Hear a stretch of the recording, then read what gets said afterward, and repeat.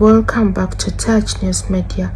Sad and heartbreaking news that is coming in report that Bob Newhart, a legendary comedian and TV star, sadly passed away.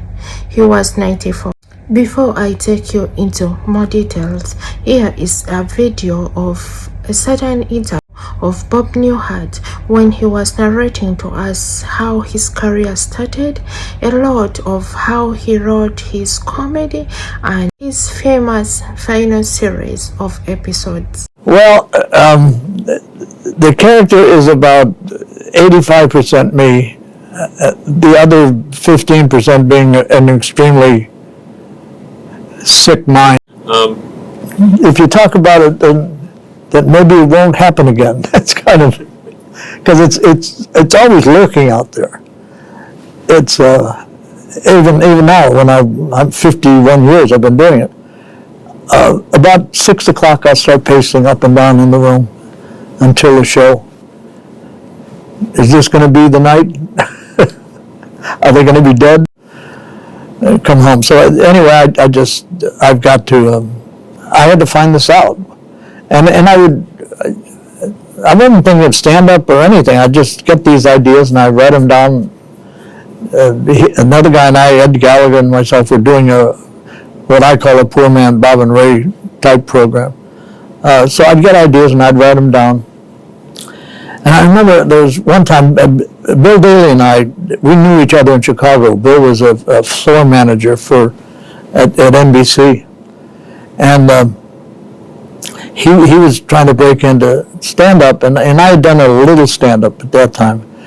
And I'd written a thing called the Grace L. Ferguson Airline and Storm Door Company. And Bill said, he had a date come up. He said, I hadn't made the album or anything, and he said, could I borrow the Grace L. Ferguson Airline? And I said, yeah. I said, go ahead, Bill. I don't have anything coming up, nothing on the horizon. And so I made the first album. That was very successful, and they wanted another album, and I was one cut short. So I called Bill up. I said, Bill, I got to take back the Grace L. Ferguson Airline and Storm Door Company. And Bill said, oh, that's my strongest bit. I said, I'm sorry, Bill, I just lent it to you. I got out of service in '54, and I worked for about 2 years as an accountant. So that took me to about '56, and I think that's about the time I decided that I had to find out if I was any good. And I was doing the radio program, but we weren't making any money. We were losing money, as a matter of fact. And the guys I'd grown up with, they were getting married and having kids and buying homes, and I was taking part-time jobs at Goldblatt's department store in Chicago. And I was thinking to myself, you have really screwed up. You really have. You've screwed up your life. I don't know if you can ever. I guess you'll have to go back to accounting, but But there's this one thing coming up. Well, I'll wait till after that. And then there was this other thing coming up. I'll wait till after that. And then a friend of mine, Dan Sorkin, was a disc jockey in Chicago. And I'd been on his program. He had a program which came out after Jack Parr. So the Warner Brother record people were coming through Chicago. And Dan said, I have this friend of mine who's, I think is very funny. And they said, well, we'll listen to some of his stuff. So Dan called me up and said, put some of your stuff down on tape and I'll play it for him. So I at that time, I think I had the submarine commander, Abe Lincoln, and the driving instructor. Those were the 3 routines I had. So I put them on tape, and I brought the tape down to Dan, and he played them for the Warner Brother people. And they said, okay, yeah, we think it's funny. We'll give you we'll record you at your next nightclub. And I said, well, see, we have a problem now. I've never played a nightclub. So they said, well, we'll have to get you into a nightclub. And it took some time. And I found out recently it took almost a year before they could find a club that would take a chance on a guy who had never played a nightclub before. And then it was New Year's. Then all of a sudden it was, do you want to do 6 or 8 Ed Sullivans? You know, finally get that breakthrough thing, whether it be a record or an appearance on Ed Sullivan or whatever. And he's, for 20 years, he said, you know, if I ever make it big, I'm going to do this, I'm going to do that. Well, I didn't have that.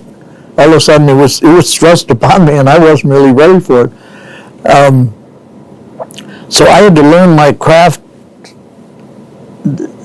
as I was appearing in front of 3,000, 4,000, 5,000 people, you know, that's why I said that one night at the Sands was that I became a stand-up comic, because I said to myself, oh, it doesn't matter what happens, I'll handle it. How long do you want to make it? They cogitate, and then they come forth fully born, easily, you know. And maybe this is a routine I heard somebody do, but I don't remember who it was. I didn't listen to other comedians for that reason. I was afraid that I'd inadvertently start doing their act. I don't think you're funny, you know. So that's why you hide behind it as much as you can, as long as you can, hide behind somebody else. And if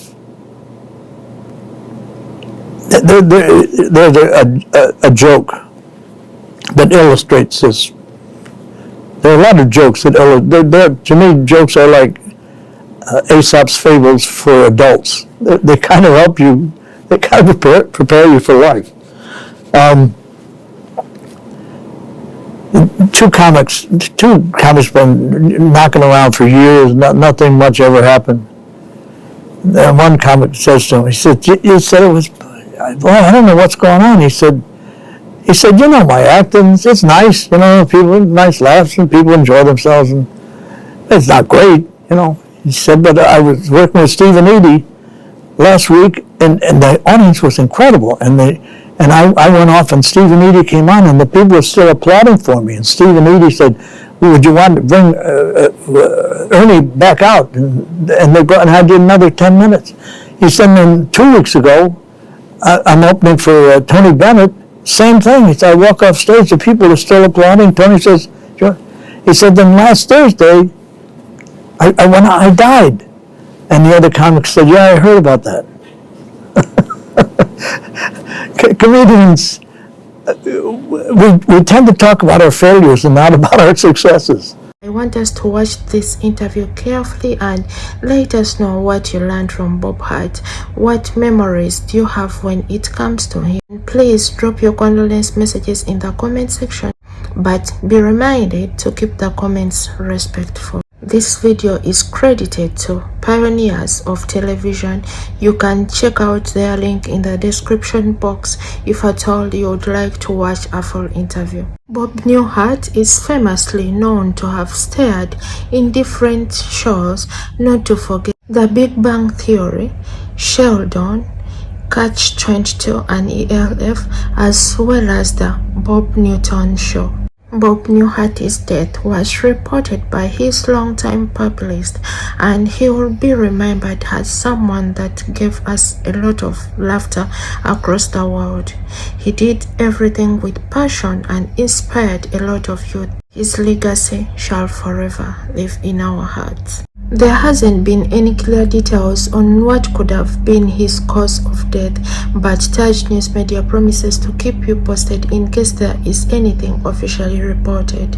Our thoughts goes out to Bobo's family and loved ones, and may his soul rest in eternity. Thank you for watching this video till this far, and please subscribe and turn on your bells so that you don't miss out on anything that we upload. I love you guys, and please stay safe. Bye bye.